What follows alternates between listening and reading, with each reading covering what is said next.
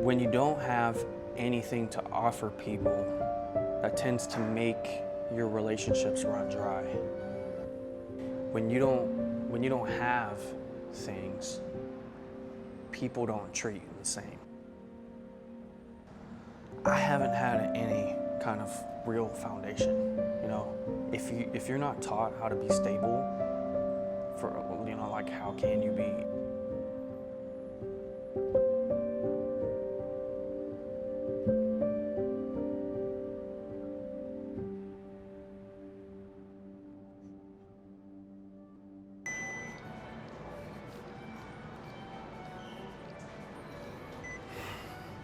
Hello, my name's Devin Norsworthy. I was born and raised in Fort Worth, Texas. It's been a long story, a long journey, but what originally brought me to Austin, I was living with my mother in San Antonio, and I was working some construction jobs. I was working on getting my own apartment, but they wouldn't accept me because of my credit and my lack of rental history. So even though I was making, 3 or 4 times the rent, they still wouldn't even accept my application. Wow.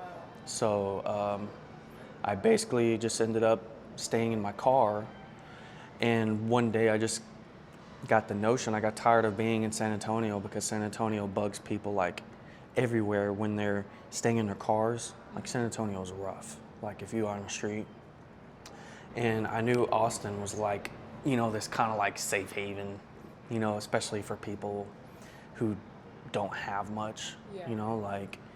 like if you're gonna be on the street, Austin's probably better than a lot of other places, because they don't care. Like if you're staying in your car in a parking lot, Austin's used to that. But in San Antonio, They don't like it, yeah. oh no, they're gonna come and mess with you and mess with you and mess with you, and you're gonna have to float around the city, and it's crazy. It's like easier to make it here on the street, Hate to say that, but it was kind of like, this dreamland, this opportunity place, where there's Google and there's Tesla's coming here, and Joe Rogan and all these people, and it's also kind of like the mixed martial arts capital of Texas, I mean, there's just so many different gyms here, and it's a higher class, A lot of people, they like to do that in their spare time, go to jujitsu and things like that. So I don't know, ever since I was little, I've kind of been involved in some type of martial arts combat, I like to say, but wrestling, or whether it be like fending for myself or fending for others. Other than that, yeah, I grew up like, having to protect myself a lot. I was bullied a lot as a kid, and I was even the type of person who would stand up for others who were being bullied. So I was kind of like the mediator, or like the justifier or something, like. So have you had to protect yourself since you've been here? Yeah. You had to use your mixed martial arts training, yeah.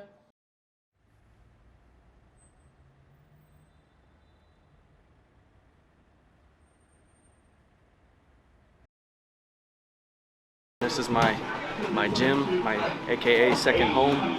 This is a gym called Black Widow.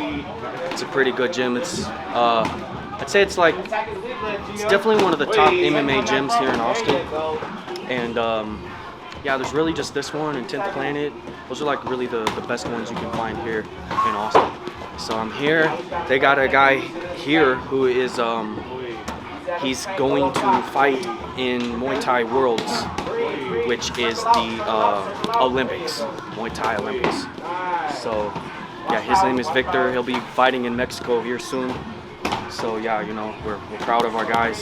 This benefits me. It gives me a sense of purpose, and believe it or not, this is where God called me. So I asked God what he wants me to do, like for future.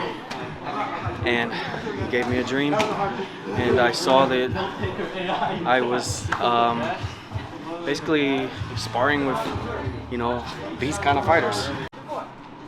All right. Enough time. By the time you find a partner, touch gloves and all that, it's been those 20 seconds. Start your round. All right. Don't rely on just that. That way you can still continue to work. This is the timer over here for this end. Any questions? All right.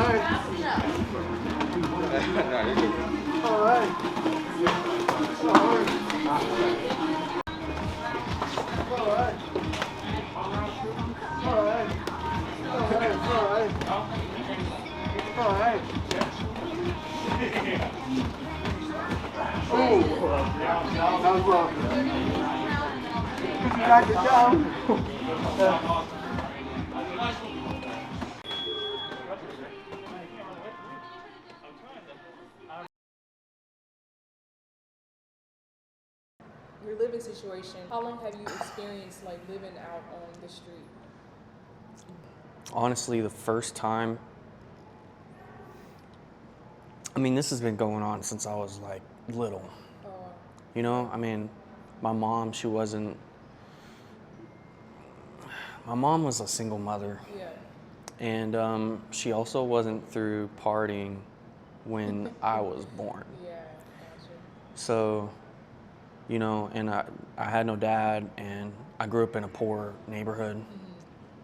So mostly the streets raised me.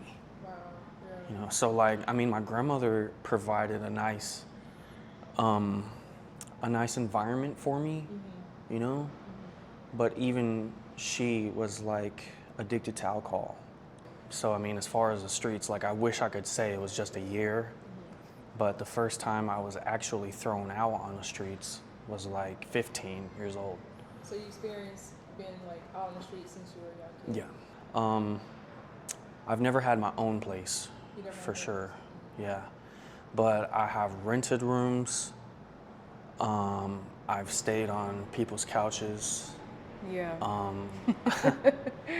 I've had friends that I've stayed with, and I paid rent.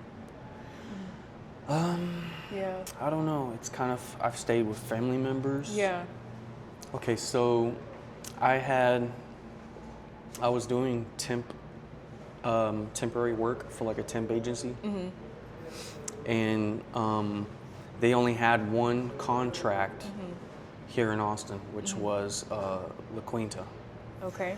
And so I went there and was washing dishes, and yeah, I ended up finding out that one of the cleaners' closets would not lock.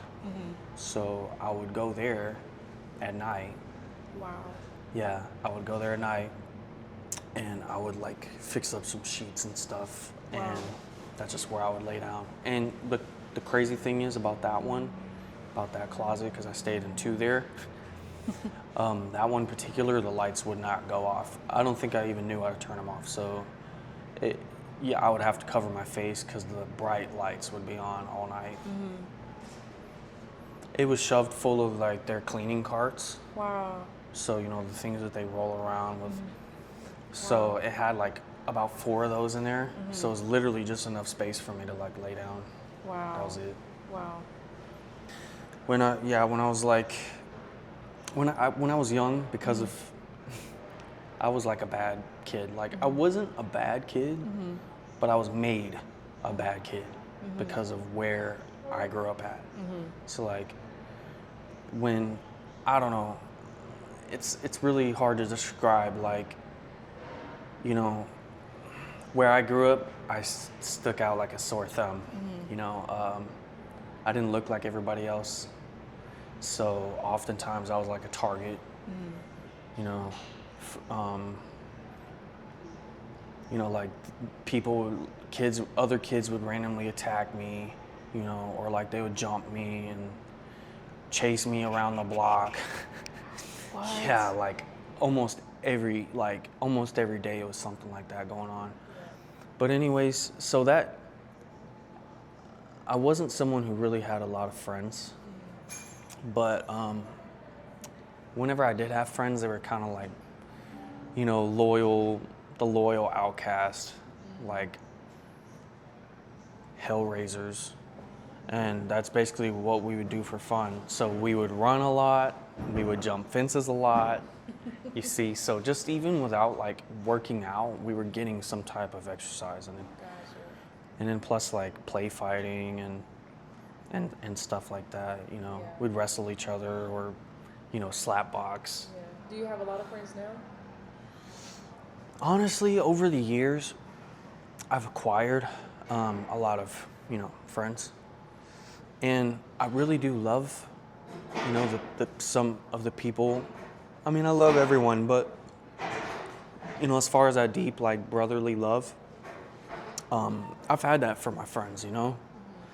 The only problem is when you don't have anything to offer people, that tends to make your relationships run dry, even from family. That's good. You know, so a lot of the times, like sometimes I can text my mom and I won't get a response for like a month. See what I'm saying? So then you kind of realize when you don't have things, people don't treat you the same. Oh, that's good. Yeah. Yeah, which is sad. Yeah. Wow. So you would say that because of your situation, you feel that you're treated differently in society.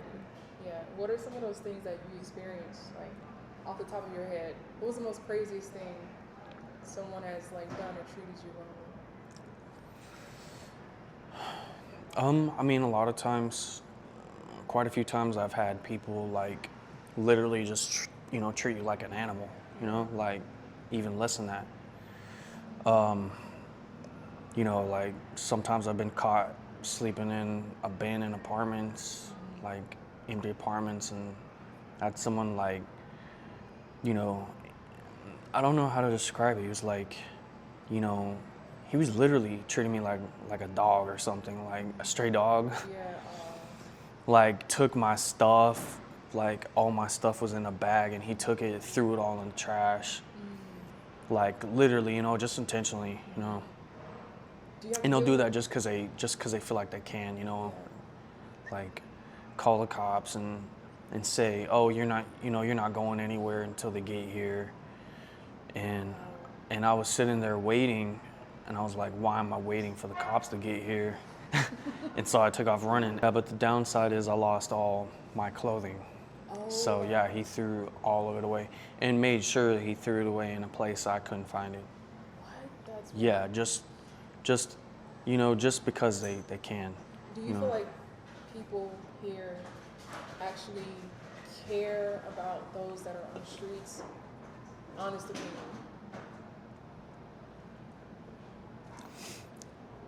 You're gonna find people who care anywhere,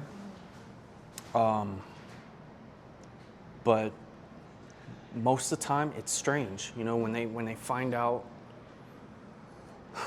when people find out that you're like in that vulnerable position, a lot of times it's not empathy that's shown towards you. You know, it's almost like an opportunistic time you know, where they can feel superior. You know, like even if I'm physically strong and everything, it's like it gives some people like this like it's ego. Ego is the issue. And you know, a lot of people with things and money, they feel ego.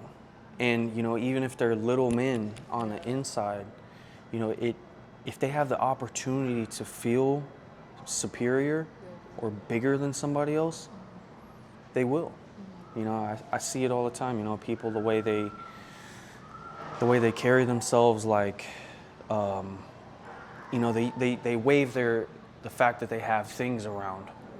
You know, they're like flaunt it. You know, and I see that. And that makes you feel. Well, yeah, they try to make you feel less than, and sometimes it works.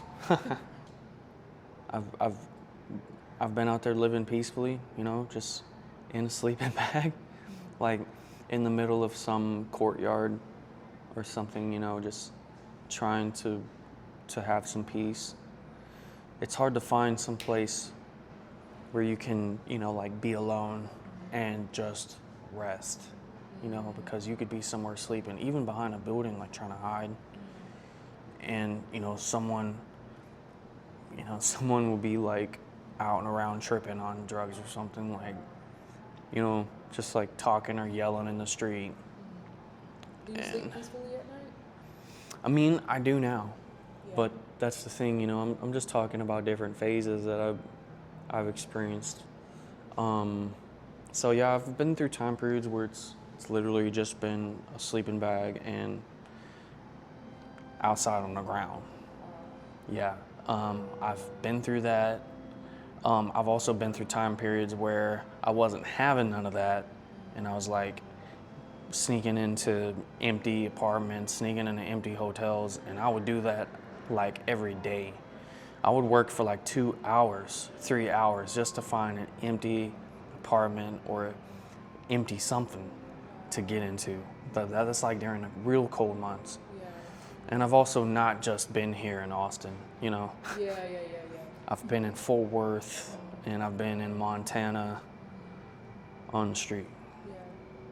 How would you speak to the homeless shelters here in Austin? Like, are they valuable? Do they actually help? Like, they have a lot of lines most of the time. So what's the process? Have you ever tried?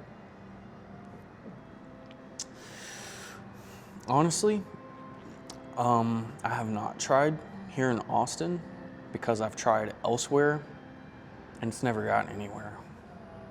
Yeah, so I want to say my first experience with a homeless shelter was in Kentucky. That's where my grandmother stays. So I was out there in Kentucky and I was with my grandmother. I helped them move up there.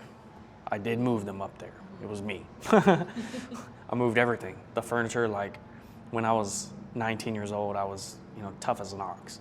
And I would literally carry like huge, huge wooden cabinets, like just on my back. Yeah, like, and I moved them 90+% by myself. But anyways, I haven't had any kind of real foundation, you know. You think having a foundation is important? Oh yeah. If you're not taught how to be stable, for, you know, like how can you be? And if you're not taught how to leverage credit, if you're not taught how to build credit, if you're not taught if you're not, you know, given a place to stay long enough to save up enough money to even buy anything or move out on your own, because an apartment, you know, you're gonna need at least a few thousand. Yeah, you're gonna need at least a few thousand because you're gonna have to pay the down payment, and you know that's just the way it is, you know. So how do you get your groceries and your food? Like, how often do you go? Can you even grocery shop? That's another problem too, right? Like, I can't save money in the food department because, like, it's hard to cook food, you know? So I have to get stuff that's like healthy but already made and easy to make. So, you know, I mean, you can cook a pound of ground beef pound of ground beef is like $6. Yep. You know, so you can cook that, but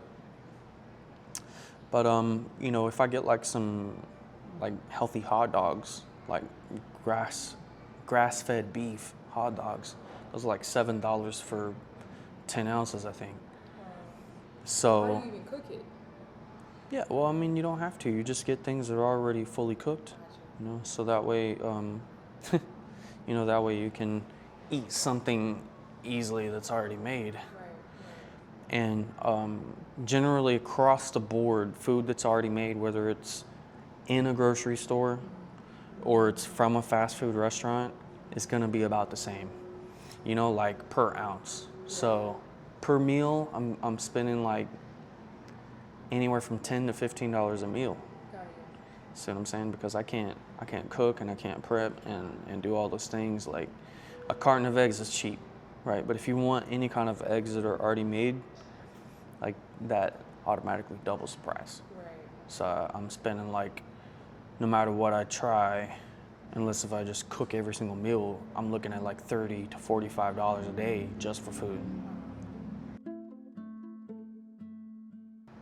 Because of how much I've been through and, you know, like how long I've dealt with this and, you know, I guess all the things that I've seen in life with time, it's just kind of, it's come to the point where, you know, you only have one of two options.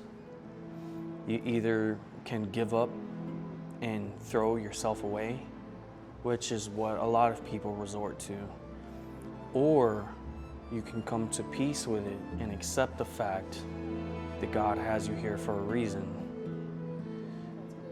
and He's not going to get you out of it until you come to peace with it. It's the same thing with Job, you know. Same thing with Joseph as well. You know, Joseph, even though Joseph was more than his temporary surroundings, he was put in those surroundings so that it would humble him before he was lifted up. Because, you know, God can do anything. He can put you into high places, right? But not everyone can please God in high places.